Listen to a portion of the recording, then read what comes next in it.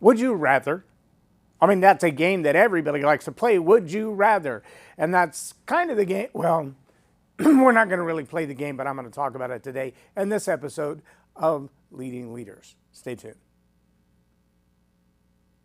Subscribe now for access to our extensive media library of leadership lessons promoting faith, family, and freedom. Begin your personal growth plan at storypoweracademy.com for leadership development and communication skills training.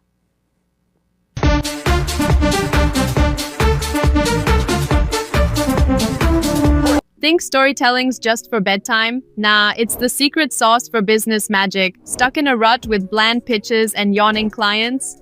Enter Boost Your Business with Story Power. 6 weeks of epic storytelling training. It's like leveling up in a video game but for your career. Master the art of narrative and watch connections blossom like a viral TikTok. Simple, impactful, and game-changing. Ready to transform your biz vibes? Dive in now and make storytelling your superpower. I'm J. Lauren Norris with Leading Leaders Podcast. Maybe you've noticed this plethora influencers on social media. They're everywhere.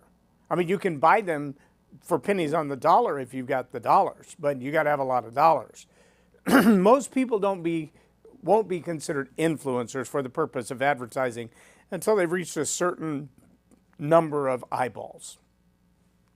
1 million downloads, 100,000 views at every episode, maybe 100,000 subscribers. I know there are people like Fred is with Frank, for an example. His next big goal is 400,000 subscribers. That's pretty solid. Now, he's got some pretty entertaining stuff. It's not designed to be informative. It's not designed to be educational. It's just designed to be entertaining. You could learn something if you're watching it. You'll learn a lot about the way law enforcement officers think. You will learn a lot about the way they process a scene or an incident. If you're looking to learn, there's something to learn. But most of the people who sell their exposure as influencers, all they're selling is eyeballs. Now, when they sell those eyeballs to someone who sells perfume, or someone who sells an article of clothing, or someone who sells movies, or someone who sells a vacation home. And the reason that these influencers do what they do is to get your eyeballs to look at them.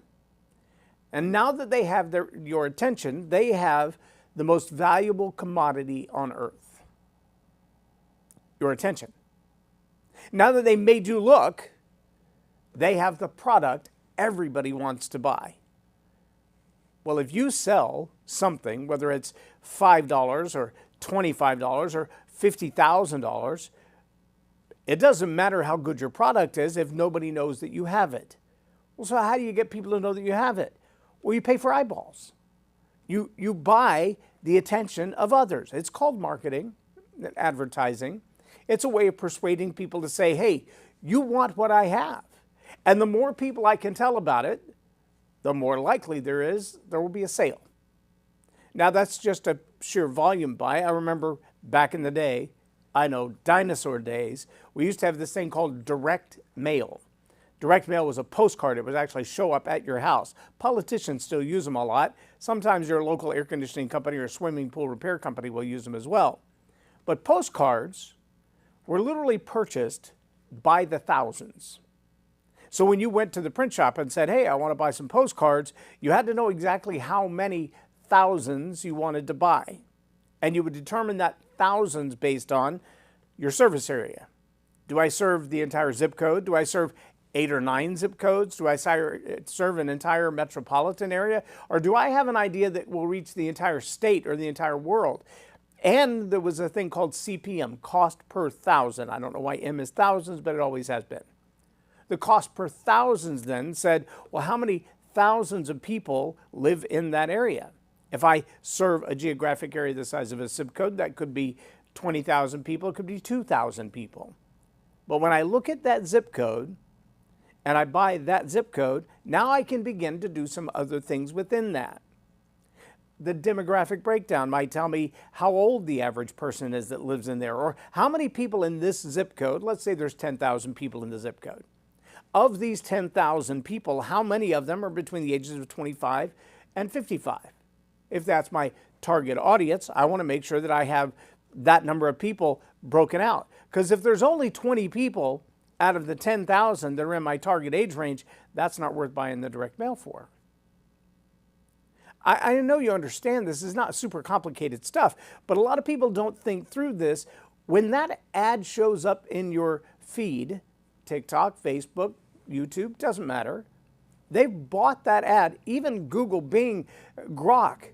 Yes, you can now buy ads in the AI so that when somebody's searching a concept or a topic, they find you. Now, this is what marketing geniuses are all about these days. In my day, it was how many people live in the zip code, how many are in the right age range, how many earn enough money, how many haven't purchased this thing in the last 6 months, or they plan to purchase it in the next 6 months, a swimming pool, a home remodel, whatever it is. Maybe it's a car or a vacation. And so the process of advertising to them, communicating with them, persuading them to buy your thing, that's the art form. These days, we look at trending topics because everybody's on their devices 24/7, so you can easily look at what were they thinking about buying, what were they looking for, what were they shopping for. Recently, I've been just fascinated with, we wandered into a Mont Blanc store. I don't know if you've ever been in one. They had a ballpoint pen. Yeah, a pen, like the one I carry in my pocket, just a pen. It writes on paper. It doesn't do anything else. It writes on paper. This one was a gift. But they had ballpoint pens in that store that were for sale for $48,000. True story. In the store, you could whip out your credit card and buy a ballpoint pen for $48,000. And I said, I just came in to look because I've heard a lot about it. I've never been in a Mont Blanc store except the one in Austria, and I really wanted to see it. And she said, well, just look around. Let me know if you have any questions. And so after about 20 minutes in the store, I did ask one question. What's the least expensive ballpoint pen I could buy in this store? And she said, about $525. But the average is going to run you about $1,500 to $2,000. That's what most people who carry their pens around, not collectors, but people who carry around a Mont Blanc pen, it's around $2,000 for a pen. But for a pen. Interesting. But that search led my social media devices to thinking I was in the market for a high-end luxury pen. And so guess what my social media feed has looked like? Yes, constantly. Pens, pens, pens, and more pens and more pens.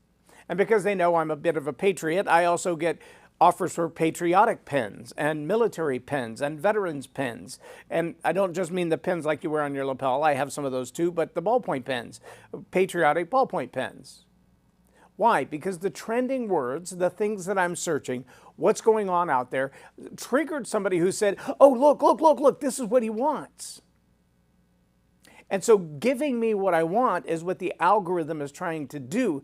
And it's doing that to its own benefit because influencers, social media platforms, they look for products that consumers are interested in so they can sell the attention.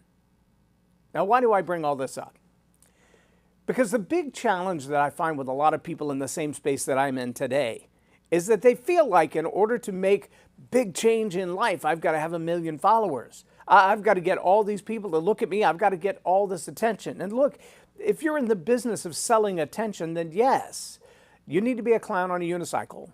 You need to do whatever it takes. Splash paint on someone that you love.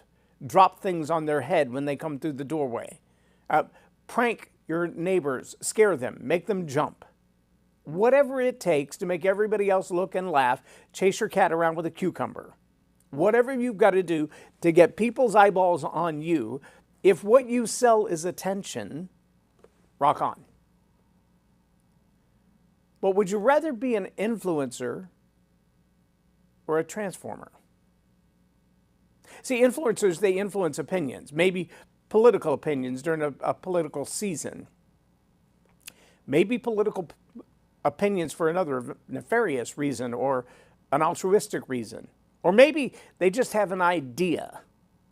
And they know that some people are politically motivated, and if they get to get the attention of these people in the right age demographic, then they'll get out and do the kind of stuff that they want done, whether that's voting or that's protesting, whether it's showing up and canceling someone or it's showing up and supporting someone. The algorithm has already told them, hey, these kind of people do that kind of stuff.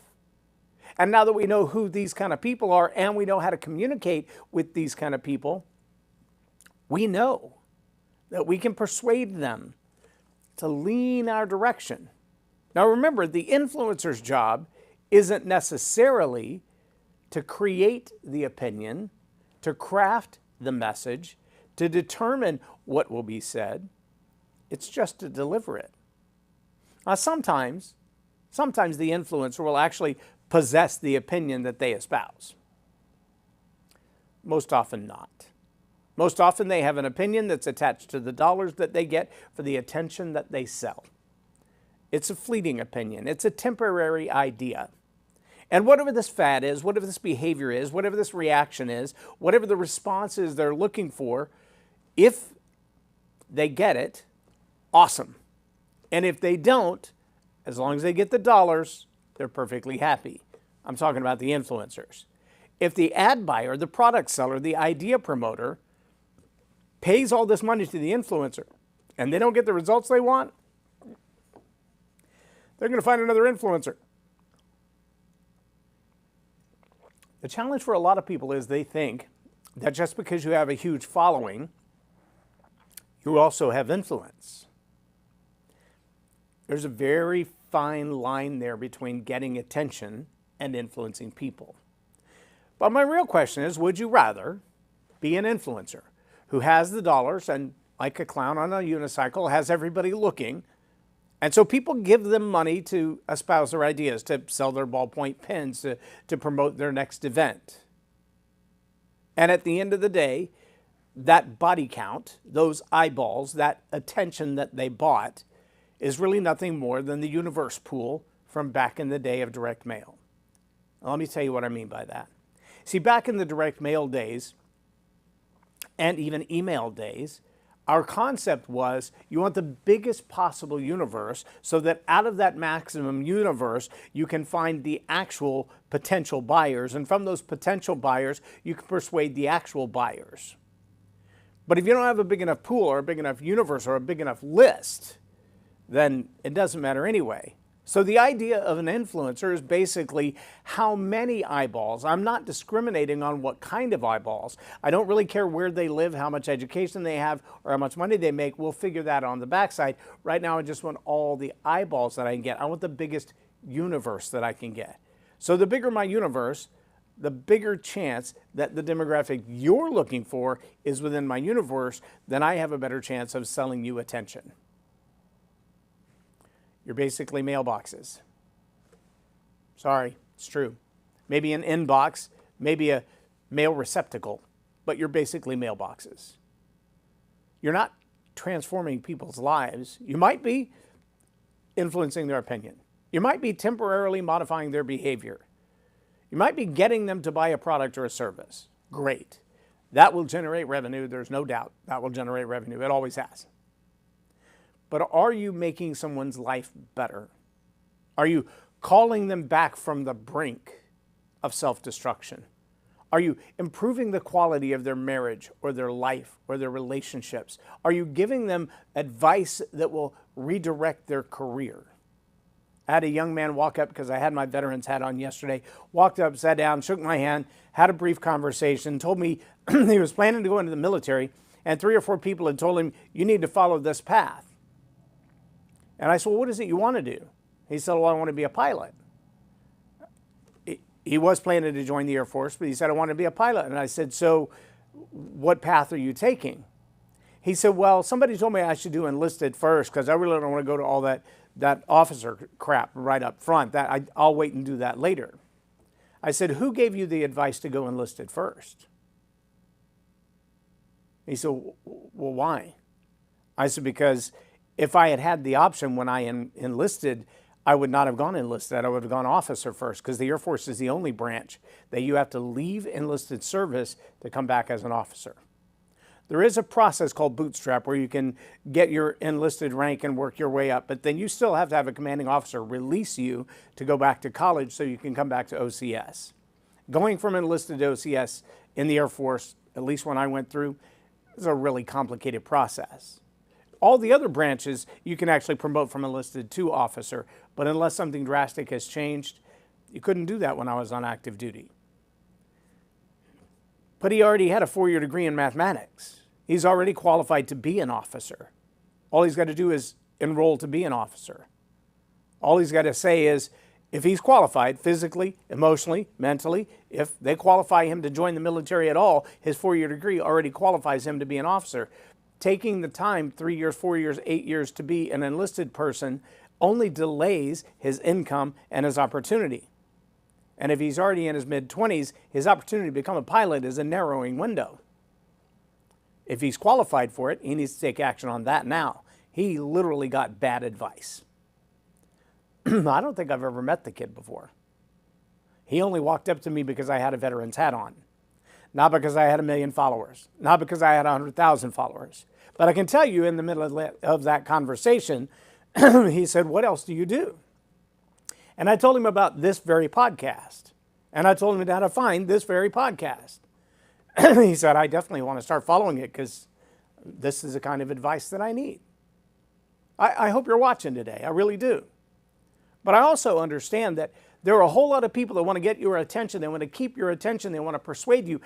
And not because, A, they believe it's best for you, or B, because they truly believe that it's true, but only C, because they truly believe the dollars that they're getting for the attention that you represent pays their bills, buys their Lambo, puts them in $1 million house, sends them on a vacation to Monaco. Awesome. But if you are a leader, I need you to understand who your competition is. You might think it's the school system. It is. You might think it's mom and dad. It is. You might think it's other career advisors. It is.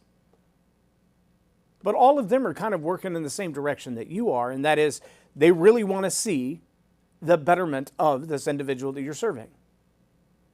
If you're a coach, a trainer, a leader, a teacher, a pastor, a parent, you're already working for the end goal of helping this individual or this group of individuals to make better decisions, to understand the consequences if they make bad decisions, to have the tools and the equipment and the empowerment to move forward with their life in a better direction, to serve society at large in a better way. And your competition, if you believe in competition, those who vie for the same level of attention, many of them are going in the same direction, and some couldn't care about the direction at all.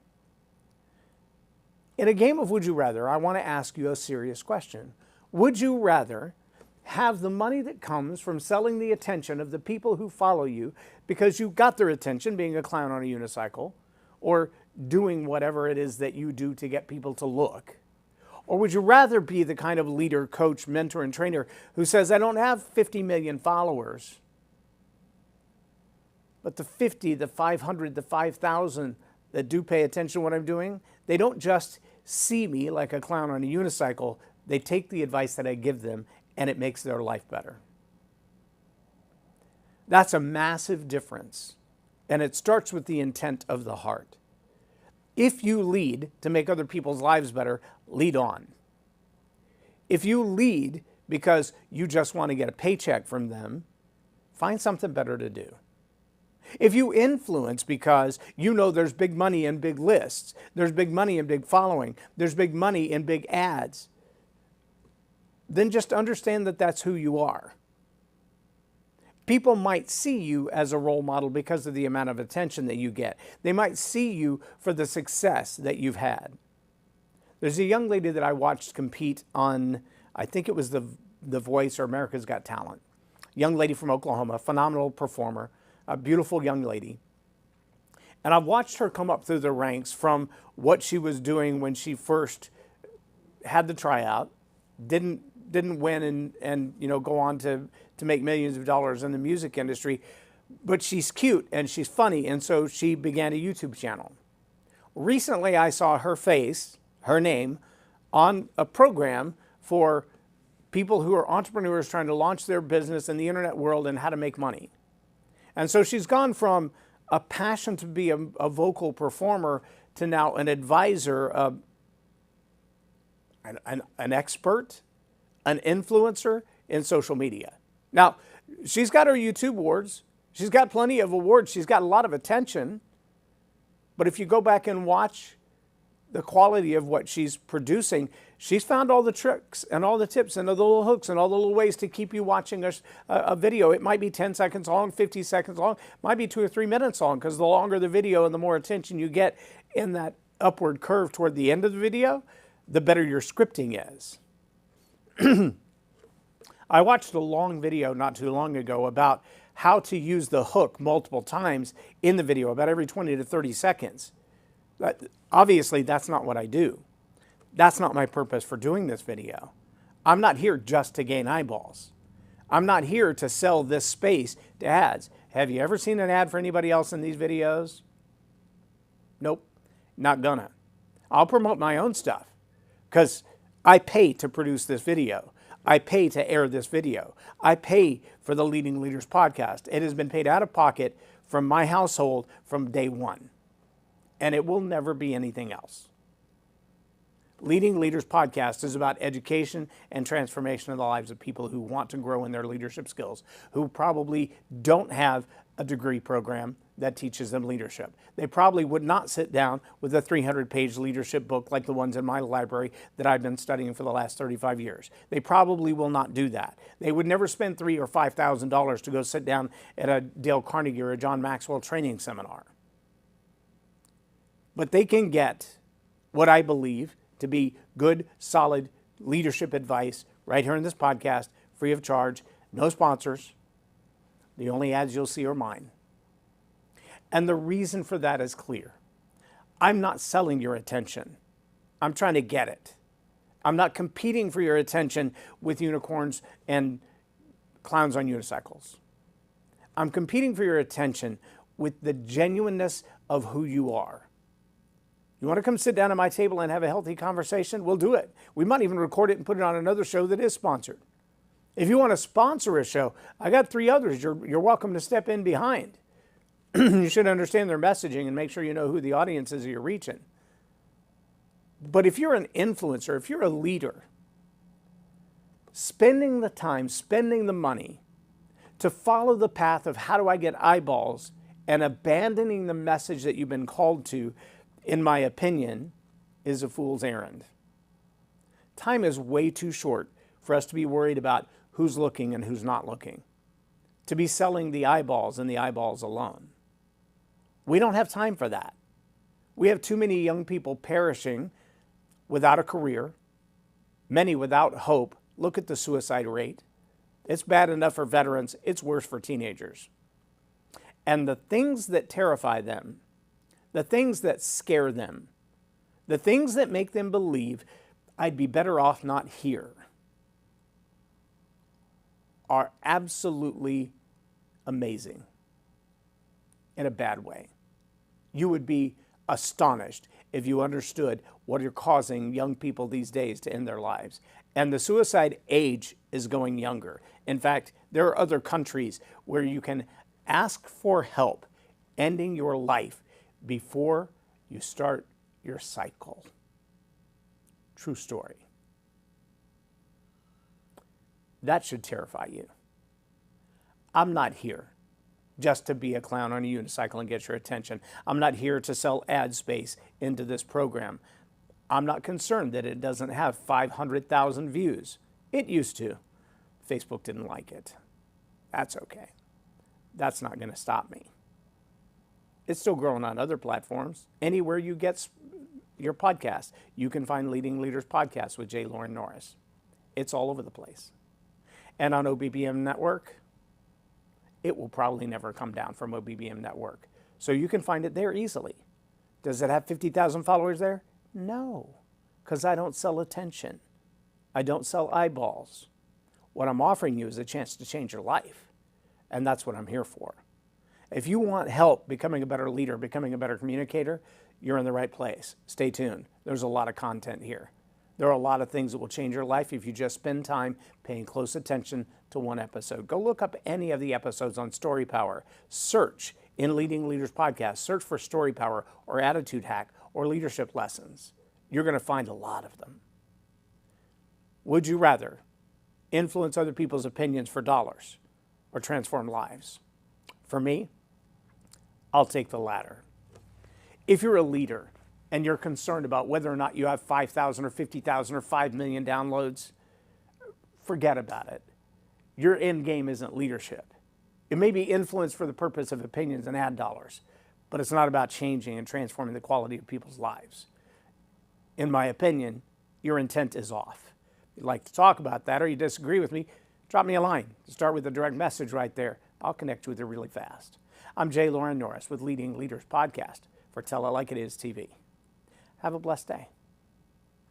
There is a retreat coming up that I want you to know about. It's called the Story Power Academy Retreat. This Story Power Retreat is about focusing on your communication skills, taking them to the next level. Discover, develop, draft, deploy, and deliver some of the best stories you've ever learned. You're going to listen, create, connect, relax, and reflect around this beautiful lake scene in Granbury, Texas. It's a chance to rejuvenate and refresh and start over with some of the best training you can possibly imagine around storytelling, leadership, and communication. Join us, get away, and relax.